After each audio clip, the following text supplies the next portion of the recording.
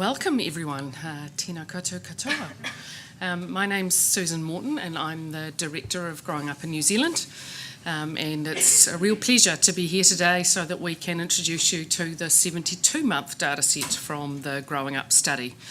And I've got a team of people here with me who are going to be presenting to you this afternoon. So Caroline Walker is going to be following on from me to talk about the specifics of the 72 months, and then we've got Peter Tricker and Avanish Pillai who's going to be giving you the details of the data set and also how you can go about accessing the data set should you choose to do so post this presentation. Now, the presentation is being recorded because obviously it's great to have you people here today, but we recognise some people can't be here, so that means that we will go through the context of the study to start with, and I apologise in advance if some of you have heard that before, but it's important for people when they view this to be able to understand what we're talking about when we say we're talking about the 72-month data set. So just a brief overview really of where this fits longitudinally, and I'll do that before handing over to Caroline.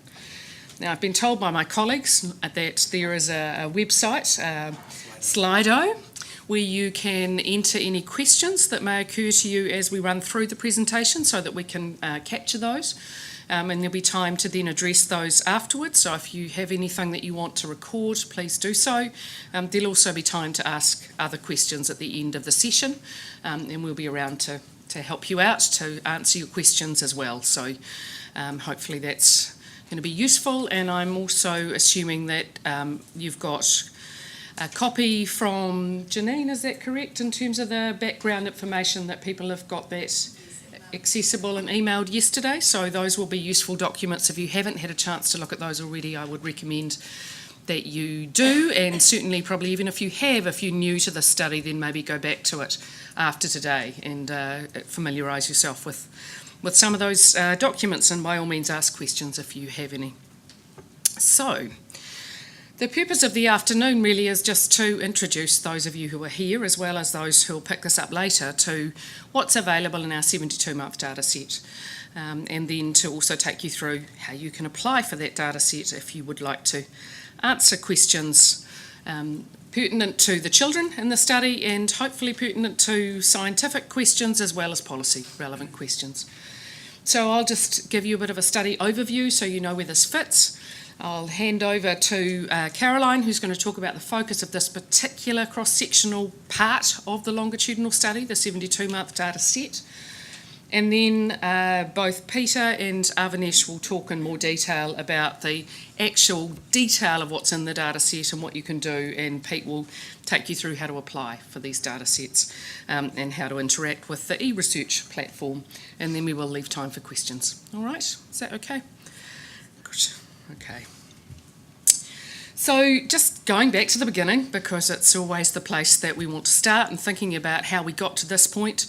This is a longitudinal data set. It is a set of longitudinal information that's come about because 16 government agencies, way back in the 1990s now, decided that it was time we had a contemporary longitudinal study of New Zealand children that could build on the value of what we learnt from Dunedin and from Christchurch, and also build on what we know longitudinal data sets can add to administrative data and other data sets, other information sets, using information from our international colleagues as well. So this was really something that was planned by these many government agencies with a view to actually understanding what was happening for our current generation of children. So recognising that the last longitudinal studies in New Zealand were run about 4 or more decades ago, and while they've been incredibly useful and continue to be in terms of the adult population, the New Zealand population of children particularly, but the population generally, is now much more diverse than it was in the 1970s, and of course the environment that the children are growing up in is also very different. And when we're thinking about child development, which is what we're measuring in this study, really important that we're capturing the balance of those things and how they interact and interplay over time. So who's in the cohort? What are we talking about when we think about these data sets? Well, from baseline, we recruited in pregnancy, first of all. We recruited through the mums, the biological mums, obviously, because they were pregnant at the time. And there were 6,822 of them. We also invited partners to be engaged from the beginning, and the partner was defined as mum's social partner at the time in pregnancy. And we had 4,401 of those partners come on board in pregnancy as well. So really we started with the mums and the dads of this potential cohort. It was only really after the children were born that we knew who was going to be in the cohort itself. So the baseline number of children, the 6,853 children, really was only something we could actually quantify and accurately once those children were born, because we started with those mums and dads in pregnancy. So when you're using data sets and you're going back and thinking about the longitudinal picture, it's quite important to understand that those antenatal, that first or DCW0, represents that information that was collected from before the children were born. Now those 6,853 children could have been singletons, or in some cases they're multips, so that's something to be aware of as well. We have around about 180 children who are twins, we do have a couple of triplets, but they are easily identifiable, so you won't find those so easily in the data set, but you will find the twins. So just be aware of that. Some of them might look like they've got the same mother, they have. And if you're thinking about doing things where that matters, then you need to be aware of that when you analyse it. So there are all sorts of ways that this data can be combined, and that's one of the things to think about. Pretty much thinking about what we have done since their antenatal period is we've obviously wanted to follow the children. So the children have been at the heart of this cohort, and we've followed them via their mums and their partners in pregnancy, and then perinatally, so 6 weeks post their date of delivery. So that first set of information we collected was how did the end of the pregnancy go and what has happened with that pregnancy. So that interaction, if you're ever looking back at that in terms of the perinatal data, it was 6 weeks post the expected date of delivery. So not necessarily 6 weeks post birth date, because that's all we had in the pregnancy period. So just be aware that there's a range of information. Some babies are born early, some are born late. But you have when they were born in the data set, which is important, in the month of birth. So then we followed the children up themselves again when they were about 9 months of age. So that was the first opportunity to go to the homes to follow up mums, dads and the children again. Then at 2 years, the same, mums, dads and the children. And then at 4.5, mums and the children. And then we've subsequently now had a 72-month interaction with the mums, which we're going to talk about today. But there has also been an interaction with the dads separately funded in something called Who Are Today's Dads that you may or may not have seen, but you'd be able to see it on the website if you're interested. So still keen to look at where there are 2 parents involved, sometimes more, but where there are 2 trying to capture information from both. One of the things that's important about this cohort as well is that we deliberately wanted to have a cohort of children who were broadly generalisable to current births in New Zealand. So some of the background information that you can reference about this will tell you about how this group of children can be calibrated to all preschoolers in New Zealand today. And that's really important if you're looking at generalisability or if you're trying to look at your results and decide how they apply to the rest of the population of preschoolers.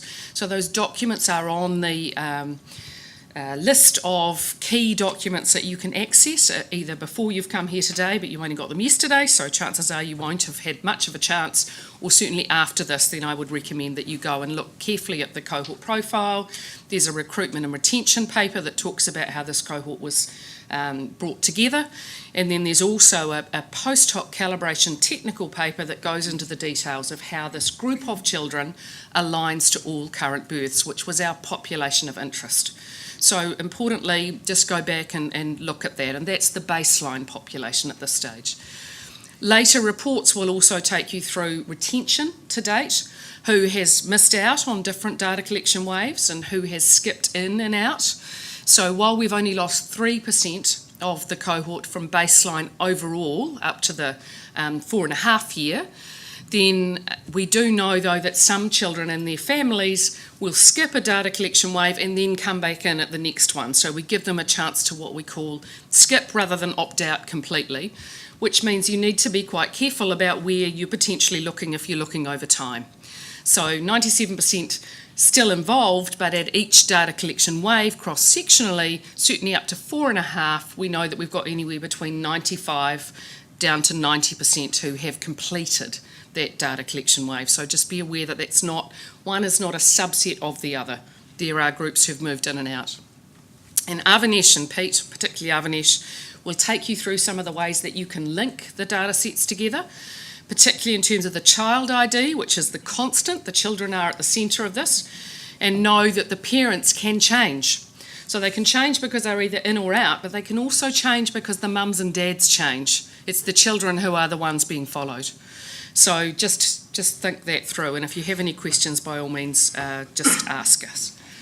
So I think that those are the key things really about who's in the cohort, and you'll get a bit more detail about what that means for 72 months in a few moments.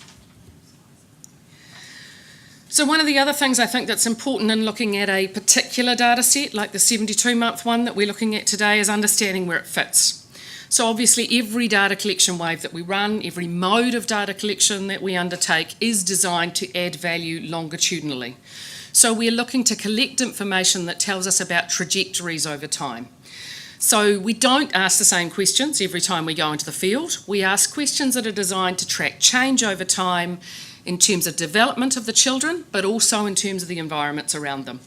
So each questionnaire is designed sort of in the couple of years prior to going to field. We know the overarching ideas of why we want to interact with a child at a particular key transition, but the detailed questions are designed to actually fit the context of the children at the time, to fit the policy context, the scientific context, and also actually to build on what we've collected to date. Because sometimes some of the information that comes up is a surprise. So the next data collection wave, we want to actually investigate something more. And one of the key examples of that would be residential mobility. So the mobility of the children in terms of home movement or movement around housing and residences was much greater than we anticipated for this group of children. And so we now ask a more complete or a wider group of questions about that when we go back to the cohort. So that's how this evolves. Every time we're going out to the cohort, whether it's at the 72-month, which we'll talk about in a minute, or the other data collection waves, we're always trying to capture information primarily about the children. It's the cohort of children who we're following, and then the parents, the family, the neighbourhoods and society, the wider environment, those things are collected as well, but they're about the interaction or how it shapes the child's development, rather than a question about parents per se. So it's the cohort of children who are generalisable, not necessarily the families. So families of a specific age group of children, so just so that you're aware of that as well, which is fine. You can still answer questions about that, but it will impact on the types of questions that you might want to ask. When we take that sort of double puddle model that you've just seen, hopefully not a muddle, and apply it to a particular data collection wave, we're always interested in capturing a snapshot that is age appropriate, as I said, that builds on what we have and that sets a platform for going forward. And it's really trying to capture information across all of these domains. So you can see the questionnaires that we've used at each point. Once we've finished them in a data collection wave, they're available on the website, and I would strongly recommend you look at those in detail. And I hope you'll be able to see that we are trying to capture elements of each of these domains. So particularly about the child themselves, but also who's in their family and how that's changing over time, if it is changing. Absolutely about how that family is engaging with their neighbourhood and their wider community. Those are important questions. We start with the sort of aspirations and expectations of the parents, and then we move into collecting information about what that means for the educational trajectories of the children. And of course that's really important for this 72-month particular data collection. We also want to know about the children's well-being, and we try and look at that in as a holistic way as we can, not just disease or poor health, but actually what's shaping well-being, both mental and physical. And then we look at their psychosocial development, we look at their cognition, we look at their relationships with their peers and their families and so on. And really importantly, the bar at the end is we also are interested in their identity. So 1 in 4 of the children is identified or expected to identify as Māori by their mum or their dad, and sometimes and their dad from early on in life. 1 in 5 Pacific, 1 in 6 Asian, and half the children are expected to have multiple identities. But that ethnic identity also changes over time. So don't expect that if you put somebody in a box at one point, they're going to necessarily stay there.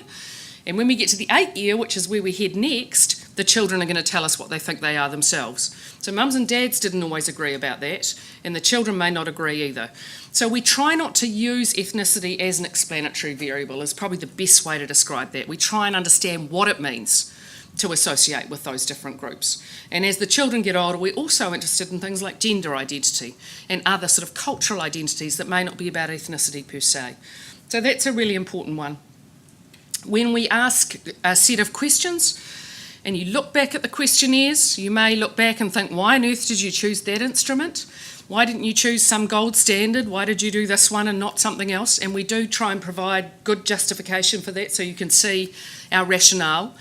The reality is that we're wanting to make sure it works for all the groups in our population, and we have a leading light process that allows us to check that. So we want the questions that we use to discriminate across the population generally, not just be screening tools, and we also want to be making sure that they are going to give us consistent information across our diverse groups of children and families. So if you can't understand why we've used a particular tool and not another one, and you don't have the information from the documents we provide, which we try and make sure gives you as much information as you need, please do just let us know, because then we can help you with that. And the measures that we use for different things, so for example measuring depression, will change over time according to the age and stage of the child and according to what we're trying to capture, so don't expect that it's always going to be the same tool. And some tools evolve over time, which means that we've used different tools maybe 5 years ago that we might use now. So all of those sorts of things are important just to think through when you're thinking about using this data set, or what questions you might ask of it, which hopefully there are many. So just thinking about the information that if you are wanting to ask a question of the growing up data or the information, then this is the information that we've collected to date. And this is the data sets that will be available if you apply to use these, and we hope that if you do, you'll be successful in doing that, because that's what we want. We want people to be able to engage with this data set and ask questions of it. So hopefully this describes a little bit of what we've got so far. I've talked about this a wee bit. We've got mums and dads who were seen in their home independently in late pregnancy. That's the DCW 0. We then have information in the infancy period, DCW1, which takes us through that perinatal period up to the 9-month interview, and you'll see we've got mums and dads, and there'll be child proxy at that point too, so information about the children who are obviously around at that stage. 2-year, we've got a similar process, but then we've also got some child observations as well, so we've measured the children at that point. And then at 4.5, we've unfortunately just got mums, because we didn't have enough money to see dads separately as well. But we've got a lot of information there about the children, more observations about the children and about mums interacting with the children. So you'll see lots of different data sets that Avanesh will describe to you, and he'll talk to you about ways of linking those different data sets together depending on what your research question is. So you'll see the little tape measure. We have got perinatal measures of anthropometry, and then we've got measurements through childhood as well. We are collecting samples from the children. Those are a bit of a specialised set of samples, but we can talk to you if you're interested in the genomics or the epigenetics as well. It's not something we'll focus on today, but those are available to add value to what we're getting from the phenotypes and other information. And I think really importantly, just down the bottom, those chains down there, right from the beginning when we set this up, which was quite a long time before IDI was a thing, we knew that linking to routine data sets would add value to this data set, that it could complement some of those pieces of information that would come from the breadth of routine data.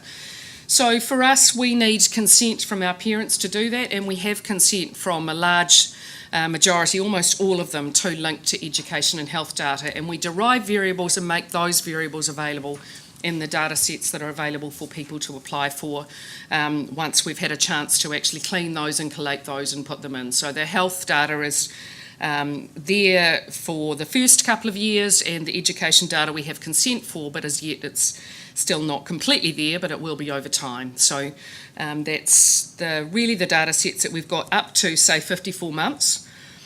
And then now we're going to focus on what we did after that. So that's the purpose of today. All right, so far? Okay. So let's get to the new stuff. So that's sort of the baseline, and that's the context. And it is important that whenever you're using it, that you know that this is part of a bigger picture, because otherwise sometimes it can seem a little bit strange in terms of the exact information that's there. So 72 months or 6 years for the children.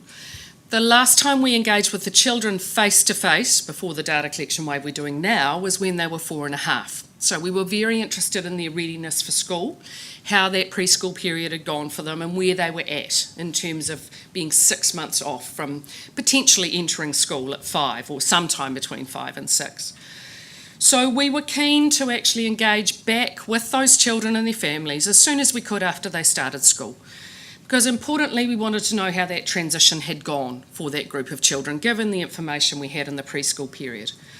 So what we did is we planned 2 data collection waves. We planned a data collection wave at 6, and then we planned one slightly later, which we're in the middle of now, and that is now the 8-year data collection wave. And those 2 are actually a set of data collection points. So when you look at the 72-month, which we're going to focus on today, it is the maternal report of how that transition has gone. So just know that as well as that, when we get the 8-year data from the children, that's going to add another layer, another level of information about the children's own experience of transition to school. So when you're thinking about some of the questions, you may want to wait until that 8 year is there, or you may have some really valid questions that you want to ask about how that first year went from the mother's perspective. But just understanding that it is the mothers who answered that. And let me clarify who the mothers are, because we get a lot of very good questions about this actually. So the mothers were the biological mothers in pregnancy, and that was easy, right? Because they were all pregnant with these children. The mothers have changed over time, not for all children, but in a number of cases, in a reasonable number. They're now, those children are with other people acting in that role of mother. So the mother, actually, as it's described in the report, can be a number of different people. But it's not the primary caregiver. So just so you're clear, and so we're all clear about that, it's the mother and the father and those acting in those roles, and that's the consistent approach we've taken all the way through. We're not supposing that the mothers are the primary carers of the children. That is part of what we collect. We're not supposing that the fathers are not the primary carers of the children, because some are, and we collect that information separately from dads. So when you look through that, we're not necessarily, we know sometimes that the mums may not have the best information about the children starting school, but they're still the people who have answered the questionnaires before in general, and we want to continue that information. I know that sounds kind of weird, but once you get into it, I'm sure it will be questions that come up. So we're happy to talk to that more. So it's about consistency over time. It is about collecting information from both parents, if there are 2 parents involved over time, and bringing that together. Okay, so just thinking about the 72-month, there were some different things that we did with the 72-month, and Caroline's going to talk to this a little bit more. But I think just a couple of high-level things to say. It's the first time in the Growing Up in New Zealand study with the mothers that we have trialled an electronic data collection wave as our primary mode of collecting information. Now that was done because the parents had said to us previously when we'd asked them, would you be interested in filling in some of this information electronically, sort of via email or in your own time, rather than necessarily us coming face to face and spending 2 hours with you at home? And they'd said, yes, we're very keen on that. So we'd planned to trial it. So in some ways, this was a trial of how does this sort of collection or this mode of data collection work in an established cohort study. And I think it's fair to say that overall it works quite well. Probably very well if you really want to think about it in international terms, in terms of who we got in the study and which mothers addressed or answered the questionnaire, but not as well as our face-to-face data collections in terms of engaging with the whole cohort and across the diversity of the cohort in a way that is sort of equally distributed. So Caroline's going to give you a few more details about that. But it is a really important aspect of this data set, is understanding who is in it and who is not in it, and the reasons why. And we do try and set that out in the report that was just released this morning. So if you didn't get to that, or you haven't seen it, and you probably won't have seen it if you didn't get to it, then by all means go and have a look at that section about the data collection wave itself, because it's very important to understand who's there and what they can tell you about their children. All right, so I'm going to hand over to Caroline, who's going to focus in on that 72 month just a little bit more and give you a bit more context about that and who's in and who's not.